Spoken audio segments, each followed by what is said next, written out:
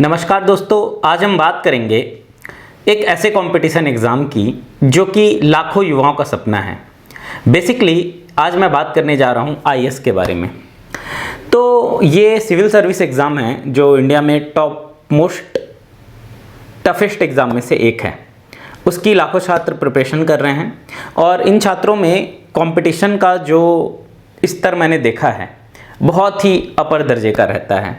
12-12, 13-13 घंटे पढ़ाई करते हैं और उसके बाद कई साल देने के बाद भी बहुत ही कम बच्चे सेलेक्ट हो पाते हैं। जैसा कि आपको पता है कि इंडिया के टफेस्ट एग्ज़ाम में से एक है सिविल सर्विस एग्ज़ाम, जिसमें आईएएस, आईपीएस, आईआरएस ये सारी चीज़ों का बच्चे सिलेक्शन लेते हैं।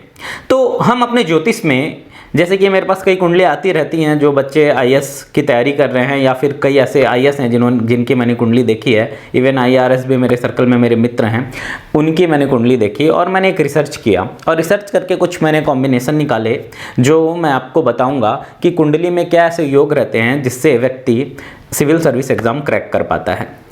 बेसिकली इस वीडियो को बनाने का उद्देश्य एक ही है कि अगर आप आईएएस की तैयारी कर रहे हो तो आप किसी एस्ट्रोलॉजर से मिलें और उनसे ये डिस्कस करें कि आपकी कुंडली में ये योग हैं कि नहीं, और अगर आपका आईएएस का जो एग्ज़ाम है कौन सा टाइम आपके लिए बेटर है, बिकॉज इसमें अटैम्प्ट भी लिमिटेड रहते हैं, किस टाइम में आपको एग्ज़ाम देना चाहिए। सिलेक्शन ऑफ सब्जेक्ट भी आपको एस्ट्रोलॉजी हेल्प कर सकती है। तो ये सारे फैक्टर आपको ध्यान देने हैं और इसके बेस पे अपने प्रिपरेशन में मेहनत के साथ साथ भाग्य का भी सहारा लेना है। सबसे पहले मैं आपको ये बताऊं कि किसी भी व्यक्ति को अगर आईएएस क्लियर करना है तो मोस्ट इम्पॉर्टेंट चीज़ जो उसके लिए है वो है डेडिकेशन और डिसिप्लिन। और डिसिप्लिन और डेडिकेशन व्यक्ति को सैटर्न के थ्रू ही मिलता है। जितना ज़्यादा डेडिकेशन, जितना ज़्यादा डिसिप्लिन, उतना ज़्यादा आप हार्ड वर्क कर पाओगे और हार्ड वर्क करोगे तो आपके हाथ में रिजल्ट रहेगा। बट क्वेश्चन क्या है कि एस्ट्रोलॉजी की अगर मैं बात करूं तो कौन कौन से ऐसे फैक्टर हैं जो इंपॉर्टेंट हैं, जो नॉर्मली आईएएस, आईआरएस या आईएफएस की कुंडली में पाए जाते हैं, वो अपन यहाँ पर ध्यान देंगे। सबसे इंपॉर्टेंट फैक्टर है 10th लॉर्ड का पोजीशन। 10th लॉर्ड ना D1 में, D10 में और D60 में 10th लॉर्ड का पोजीशन क्या है। तो आप 10th लॉर्ड का कैलकुलेशन करके ये देखिए पोजीशन कि D10 में 10th लॉर्ड कितना बलवान है, D1 का 10th लॉर्ड D10 में कितना बलवान है और D10 का 10th लॉर्ड D10 में कहां बैठा हुआ है। सबसे पहले 10th लॉर्ड, क्योंकि 10th लॉर्ड आपको फेम दिलाता है। 11th लॉर्ड इच्छा पूर्ति करता है।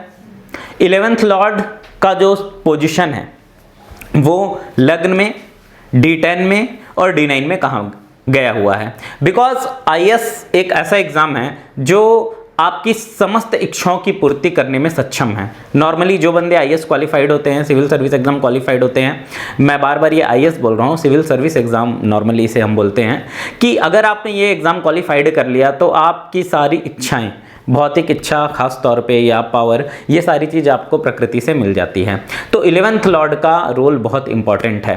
तो फर्स्टली 10th और 11th लॉर्ड का रोल बहुत ही ज़्यादा इंपॉर्टेंट है।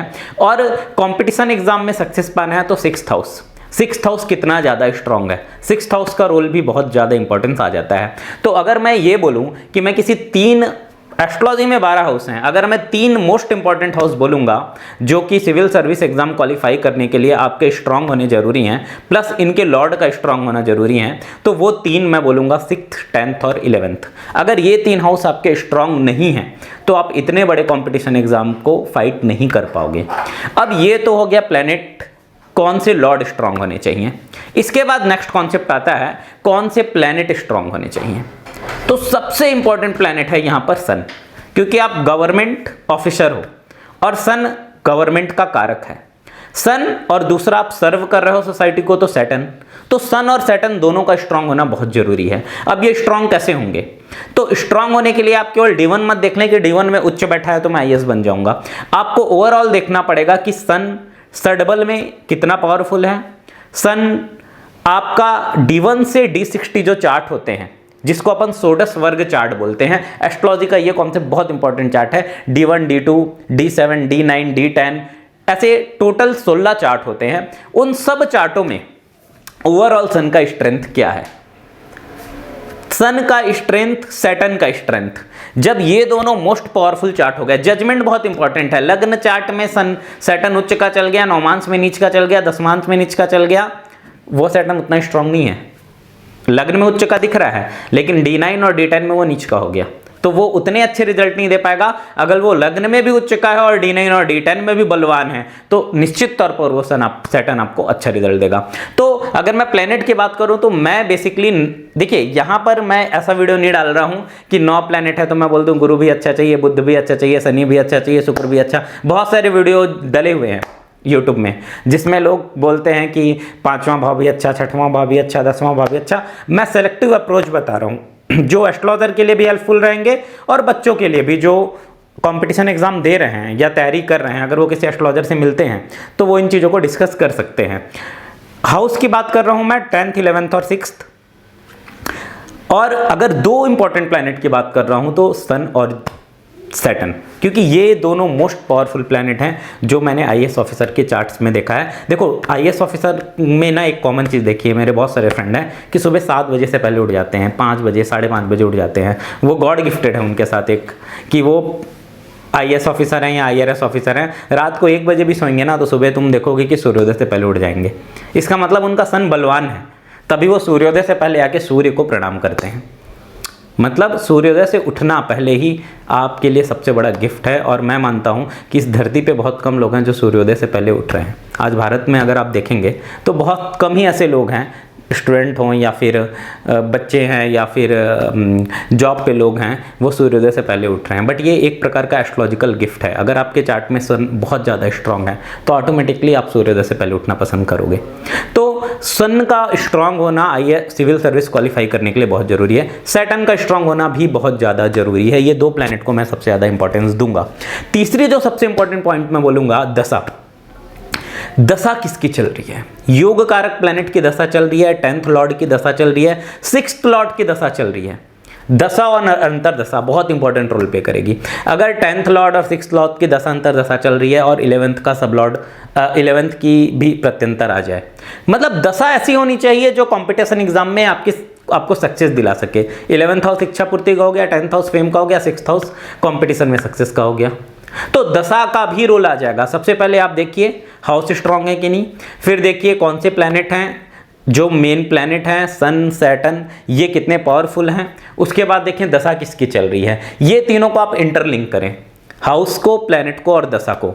तीनों आपको फेवरेबल दिखेंगे जब कोई बंदा आईएएस या आईपीएस या आईआरएस क्वालिफाइड कर रहा है, in the sense civil service qualified कर रहा है। तो चौथी आप इंपॉर्टेंट चीज उस चार्ट में देखेंगे कि इस कुंडली में पंच महापुरुष योग नॉर्मली बनता है। मतलब कोई ना कोई ग्रह ऐसा होगा जो बहुत ही ज़्यादा बलवान होकर केंद्र में बैठा हुआ होगा। पंच महापुरुष योग इन कुंडली में पाए जाते हैं, धन योग इन कुंडली में पाए जाते हैं, प्रबल धन योग पाए जाते हैं।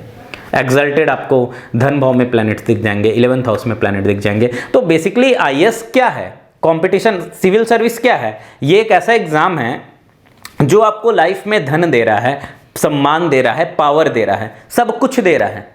तो आपके चार्ट में धन का भी बहुत स्ट्रांग योग बनेगा, आपके चार्ट में पावर का भी बहुत स्ट्रांग योग बनेगा। ये सारे कॉम्बिनेशन एक साथ आपको गिफ्ट में मिलेंगे। क्वेश्चन क्या है कि आपके लिए इंपॉर्टेंट क्या है कि अगर आप सिविल सर्विस का तैयारी कर रहे हो तो 2 चीजें ध्यान दो। पहला, ये एग्जाम आप क्वालिफाई कर पाओगे तो बेस्ट समय कौन सा है, और अगर ये नहीं कर पाऊंगा तो क्या मैं स्टेट लेवल एग्जाम के लिए जाऊं, क्या मैं एसएससी के लिए जाऊं, क्या मैं पीएससी के लिए जाऊं, ये सारी चीजें देखनी जरूरी है। क्या मैं रेलवे एग्जाम के लिए जाऊं। अब आपका आईएएस सिविल सर्विस क्वालिफाई नहीं हो पा रहा है, आप प्री क्लियर कर ले रहे हो, मेंस क्लियर नहीं हो पा रहा है, तो एक पॉइंट के बाद आपको डिसाइड करना पड़ेगा कि क्या मैं एसएससी के लिए जाऊं, क्या मैं अदर किसी गवर्नमेंट के कंपटीशन एग्जाम के लिए जाऊं, इंश्योरेंस सेक्टर में जाऊं, रेलवे में जाऊं, बैंक में जाऊं। बिकॉज आपने इतनी ज़्यादा पढ़ाई कर ली है कि आपको एक पॉइंट के बाद ये सारे एग्जाम जो स्टेट लेवल के एग्जाम है या जो सिविल सर्विस एग्जाम नहीं है वो उतने टफ नहीं लगेंगे, वो आप इजीली क्वालिफाइड कर जाओगे। तो आपको इन चीज़ों में भी एक एस्ट्रोलॉजर हेल्प कर सकता है कि आपके लिए कौन सा सेक्टर इंपॉर्टेंट होगा। और सबसे इंपॉर्टेंट चीज़ मैं बता रहा हूँ यहाँ पर आपको एस्ट्रोलॉजिकल मदद लेने की ज़रूरत बस इसी फैक्टर के लिए है कि मेरे लिए कौन सा अटेम्प्ट अच्छा है, मैं क्या रेमेडी यूज़ करूं, मैं और किसी कंपटीशन, अगर मैं आईएएस नहीं निकाल पा रहा हूं, सिविल सर्विस नहीं निकाल पा रहा हूं, तो कौन सा सेक्टर अच्छा है। तो ये सारी चीज़ें आप एक एस्ट्रोलॉजर से मिलिए, उनसे बात कीजिए, वो निश्चित तौर पे आपको हेल्प करेंगे। तो ये पॉइंट तो बच्चों के लिए है, एस्ट्रोलॉजर के लिए जो पॉइंट है वो भी मैंने बता दिया।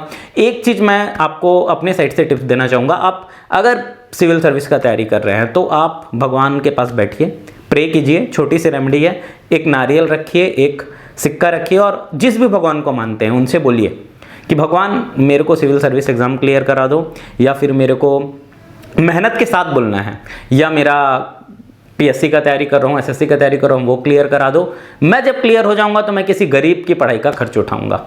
जब आप भगवान से ये प्रे करेंगे और रोज प्रे करेंगे, 2 मिनट उनको टाइम देंगे, तो ईश्वरीय शक्ति भी आपकी मदद करेगी, क्योंकि आप समाज के कल्याण के लिए बात कर रहे हैं यहाँ पे। यहाँ केवल आपका कल्याण निहित नहीं है, आपका एग्जाम क्लियर होगा, आप मेहनती हो, आपको ऊपर वाले का आशीर्वाद चाहिए, तो साथ में भगवान से प्रे कीजिए कि भगवान मेरे को क्लियर कराओ, मैं गरीबों की पढ़ाई में मदद करूँगा। उसके अलावा अपने जीवन में पॉजिटिविटी लाने के लिए अच्छे काम करें, सूर्य को जल दें, गाय की सेवा करें, मंथ में एक बार गौ का जो भी प्लेस होगा जहाँ पर गौशालाएं होती है वहाँ जाएं, वृद्धाश्रम जाएं। जब ये सारी चीज़ें आपके पास आएंगी तो पॉजिटिविटी आएंगी। मेडिटेशन करें, ये पॉजिटिविटी आपको वो टफ सिचुएशन में फाइट करने में हेल्प करेगी जब आप 12-12 घंटे पढ़ने के बाद भी प्री या मेंस नहीं निकाल पा रहे हैं। ये पॉजिटिविटी आपको हेल्प करेगी आपकी लाइफ के ओवरऑल ग्रोथ में। तो सिविल सर्विस के सारे स्टूडेंट्स को मैं ये एडवाइस देना चाहूँगा कि ये सारी चीज़ें अपने लाइफ में लाएँ, अपने चार्ट को किसी एस्ट्रोलॉजर से दिखाएं और उसके बाद अपनी लाइफ को सही तरीके से प्लान करें, क्योंकि ये कंपटीशन एग्ज़ाम बहुत टफ है और जितना 15 घंटा आप पढ़ रहे हो तो 15 घंटा बाकी बच्चे भी पढ़ रहे हैं। 15 घंटे से ज़्यादा कोई पढ़ाई नहीं कर सकता। तो क्वेश्चन ये है कि आप 12 और 15 घंटे का पढ़ रहे हो तो सामने वाला भी पढ़ रहा है, बट किसकी डेस्टिनी स्ट्रांग है जो उसको ये डेजिग्नेशन दिलाएगी, क्योंकि सीट लिमिटेड है। ये चीज़ें आपको एस्ट्रोलॉजी हेल्प करेगी। Thank you very much.